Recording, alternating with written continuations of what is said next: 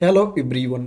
कैसे हैं दोस्तों? आज मैं एक ऐसी वैकेंसी की इंफॉर्मेशन लेकर के आया हूं, इतनी अच्छी भर्ती की जानकारी लेकर के आया हूं कि जिसको सुनते ही आप लोगों का दिल खुश हो जाएगा। दोस्तों, अगर आपकी उम्र 18 साल से कम है, 16.5 साल ही आपकी उम्र है, तो भी आप ऑफिसर बन सकते हैं। और ऐसा नहीं है कि 18 साल से ज़्यादा एज वाले कैंडिडेट इसमें अप्लाई नहीं कर सकते हैं। अगर 18 साल से ज़्यादा भी आपकी उम्र है तो आप इसमें आवेदन कर सकते हैं। और दोस्तों, इसमें सैलरी भी आपको काफ़ी अच्छी मिल रही है, लाखों में आपको इसमें सैलरी मिलेगी। दोस्तों, अगर आपका इसमें सिलेक्शन हो जाता है तो आपका अपने घर में, गांव में, समाज में नाम हो जाएगा। आपके जो माता पिता हैं गर्व फील करेंगे। तो दोस्तों, मैं आप लोगों को वैकेंसी की इंफॉर्मेशन पर लेकर चलता हूं और बताता हूं कि मैं किस वैकेंसी की बात कर रहा हूं।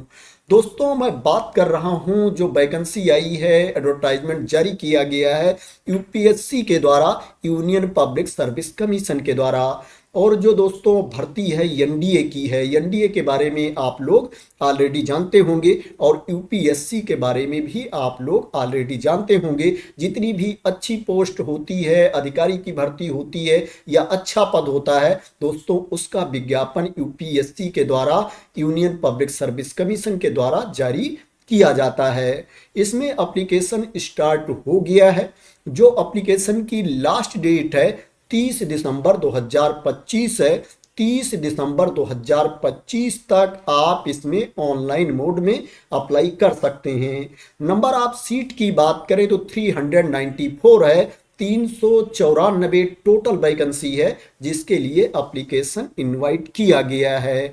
इसमें एग्जाम डेट के बारे में पहले ही इंफॉर्मेशन दे दी गई है। जो इसमें एग्जाम होगा 12 अप्रैल 2026 को एग्जाम होगा। दोस्तों, अगर आपका इसमें सिलेक्शन हो जाता है तो डायरेक्ट लेफ्टिनेंट की पोस्ट से आपकी ज्वाइनिंग होगी। बात करें इसके लिए आपके पास क्वालिफिकेशन क्या होना चाहिए, तो दोस्तों अगर आप 12वीं पास हैं, 12th पास हैं, तो आप आर्मी विंग के लिए अप्लाई कर सकते हैं। कोई भी 12वीं पास कैंडिडेट आर्मी विंग के लिए आवेदन कर सकता है। और अगर आप 12वीं पास हैं साइंस से, फिजिक्स, केमिस्ट्री, मैथ से आप 12वीं पास हैं, तो आप नेवल एंड एयरफोर्स विंग के लिए अप्लाई कर सकते हैं। दोस्तों, अगर आपका रिजल्ट नहीं आया है, अभी आप क्या है फाइनल ईयर में हैं, तो भी आप इस पोस्ट के लिए अप्लाई कर सकते हैं। ऐसा नहीं है कि अभी आपके पास सर्टिफिकेट होनी ही चाहिए।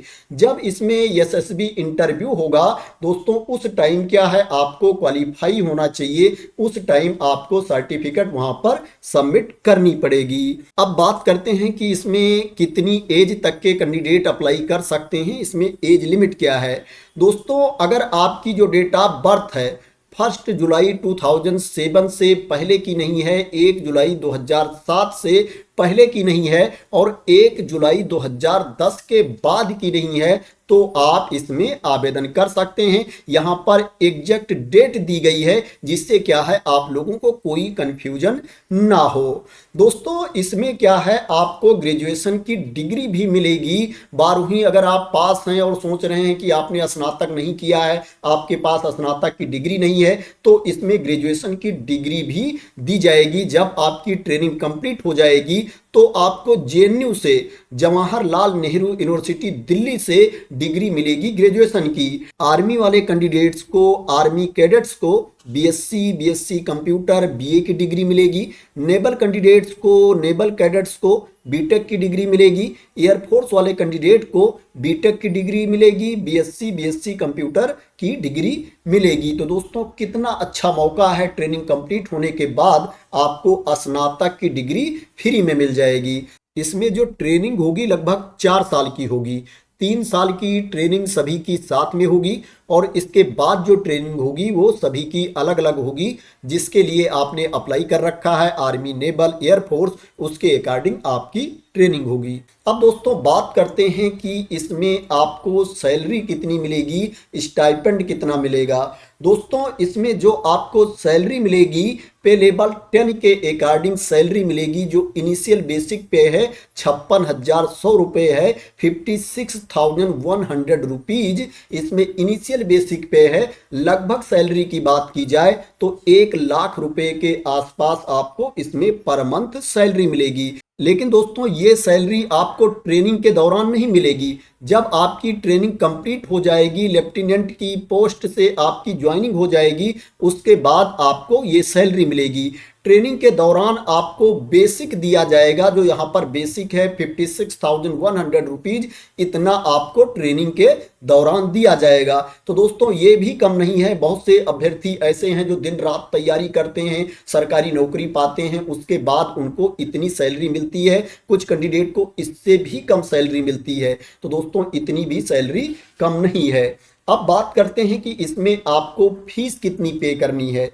दोस्तों इसमें फीस भी बहुत ज़्यादा नहीं है। जो जनरल कैटेगरी के कैंडिडेट हैं, ओबीसी कैटेगरी के कैंडिडेट हैं, ईडब्ल्यूएस कैटेगरी के कैंडिडेट हैं, मेल अभ्यर्थी, पुरुष अभ्यर्थी, उनको 100 रुपये फीस पे करना है, मात्र 100 रुपीज फीस पे करना है। और जो महिला अभ्यर्थी हैं, चाहे वो किसी भी कैटेगरी की हों, और जो एससी कैटेगरी के कैंडिडेट हैं, एसटी कैटेगरी के कैंडिडेट हैं, उनको कोई फीस नहीं पे करना है। वो इसमें फ्री ऑफ कास्ट अप्लाई कर सकते हैं। अब बात करते हैं इसमें आपका सिलेक्शन कैसे होगा, सिलेक्शन का प्रोसेस क्या है। दोस्तों इसमें रिटन टेस्ट होगा, ऑफलाइन मोड में आपका एग्जाम होगा, जिसमें मल्टीपल चॉइस क्वेश्चन पूछे जाएंगे, बहुविकल्पीय प्रश्न पूछे जाएंगे और एसएसबी इंटरव्यू होगा। दोस्तों ऑफलाइन मोड में जो आपका रिटन टेस्ट होगा उसमें 2 पेपर होंगे। पहला जो पेपर होगा मैथमेटिक्स का होगा और जो दूसरा पेपर होगा जनरल एबिलिटी टेस्ट का होगा। दोनों पेपर के लिए आपको 2.5 घंटे का टाइम दिया जाएगा। जो मैथमेटिक्स का पेपर होगा, मैथ का पेपर होगा, ये 300 मार्क्स का होगा, 300 अंकों का होगा। और जो जनरल एबिलिटी टेस्ट होगा ये 600 मार्क्स का होगा, 600 अंकों का होगा। टोटल 900 मार्क्स का 300 अंकों का रिटन टेस्ट होगा। और जो एसएसबी इंटरव्यू होगा, एसएसबी टेस्ट होगा, ये 900 मार्क्स का होगा, 900 अंकों का होगा। इसमें जो रिटन टेस्ट होगा उसमें नेगेटिव मार्किंग भी होगी। अगर आप किसी प्रश्न का गलत उत्तर देते हो तो एक गलत उत्तर के लिए 1/3 मार्क्स आपके काटे जाएंगे, 1/3 अंक आपका काट लिया जाएगा गलत उत्तर के लिए। बात करें इसमें सिलेबस क्या है, कहां कहां से प्रश्न पूछे जाएंगे, अगर इसके बारे में आप लोग डिटेल में जानना चाहते हैं तो दोस्तों जो नोटिफिकेशन की पीडीएफ है उसको मैं अपने टेलीग्राम चैनल पर डाल दूंगा, वहां से आप लोग इसको डाउनलोड कर लेना और पेज नंबर 18 पर जाना। पेज नंबर 18 से डिटेल में सिलेबस स्टार्ट है और पेज नंबर 22 तक दिया गया है, पेज नंबर 22 तक दिया गया है। मैं आप लोगों को दिखा देता हूं कि कहां पर दिया गया है। दोस्तों यहां पर आप देख सकते हैं पेपर 1 के सिलेबस के बारे में जानकारी दी गई है, डिटेल में यहां पर टॉपिक दिया गया है। और नीचे आप चले आएंगे तो पेज नंबर 22 तक ये सिलेबस दिया गया है, डिटेल में यहां पर टॉपिक दिया गया है, जिसको आप लोग देख सकते हैं और इसके बेसिस पर तैयारी कर सकते हैं। दोस्तों इसमें हाइट भी चेक की जाएगी, मैं बता देता हूं किसकी कितनी हाइट होनी चाहिए। जो मेल कैंडिडेट हैं, पुरुष अभ्यर्थी हैं, उनकी हाइट 157 सेंटीमीटर होनी चाहिए, न्यूनतम 157 सेंटीमीटर हाइट होनी चाहिए। अगर वो आर्मी नेवी में जाना चाहते हैं, आर्मी नेवी के लिए अप्लाई करना चाहते हैं, अगर एयरफोर्स के लिए अप्लाई करना चाहते हैं, एयरफोर्स में जाना चाहते हैं, तो जो मिनिमम हाइट है 163 सेंटीमीटर है, 163 सेंटीमीटर है। और जो हिल एरियाज के कैंडिडेट हैं, पहाड़ी क्षेत्र के अभ्यर्थी हैं, उनके लिए जो मिनिमम हाइट है 152 सेंटीमीटर है, 152 सेंटीमीटर न्यूनतम ऊंचाई है।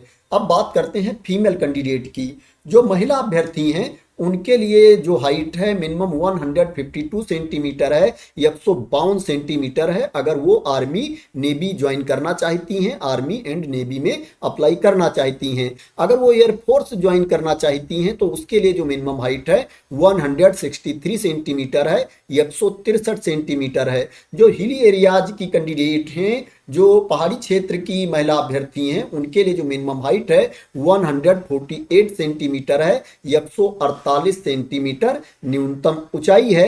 जो वेट होना चाहिए हाइट के अकॉर्डिंग आपका वेट होना चाहिए। अब बात करते हैं कि इसमें आपको अप्लाई कैसे करना है, कहां पर जाकर के आपको आवेदन करना है। दोस्तों, सबसे पहले आपको संघ लोक सेवा आयोग यूनियन पब्लिक सर्विस कमीशन की इस वेबसाइट पर आना है, इस पोर्टल पर आना है। इस लिंक को भी मैं अपने टेलीग्राम चैनल पर डाल दूंगा, वहां से आप लोग इस लिंक को कॉपी कर सकते हैं। इस वेबसाइट पर आकर के सबसे पहले आपको रजिस्ट्रेशन करना पड़ेगा, उसके बाद आपको लॉगिन करके अप्लाई करना पड़ेगा। आप देख सकते हैं यहाँ पर क्रिएट अकाउंट का ऑप्शन दिया गया है, लॉगिन का ऑप्शन दिया गया है, अप्लाई फॉर एग्जामिनेशन दिया गया है, एग्जामिनेशन नोटिस दी गई है, इंस्ट्रक्शंस भी दिया गया है जो एप्लीकेशन को लेकर के है, रजिस्ट्रेशन को लेकर के है, जिसको आप लोगों को रीड कर लेना है। अगर कोई कंफ्यूजन होती है तो इस तरह से इस पेज पर आकर के आप ऑनलाइन मोड में अप्लाई कर सकते हैं। तो आशा करते हैं दोस्तों आपको इस वैकेंसी के बारे में क्लियरिटी मिल गई होगी और आप लोग मेरे द्वारा दी गई इंफॉर्मेशन से सेटिस्फाई होंगे। दोस्तों, अगर आपको इस वैकेंसी के बारे में क्लियरिटी मिल गई हो और इसी तरह की इंपॉर्टेंट अपडेट चाहते हैं, इंफॉर्मेशन चाहते हैं, वैकेंसी की न्यूज चाहते हैं, तो आप लोग मेरे इस यूट्यूब चैनल को सब्सक्राइब कर लेना, अगर अभी तक सब्सक्राइब ना किया हो तो। थैंक यू सो मच दोस्तों फॉर वॉचिंग।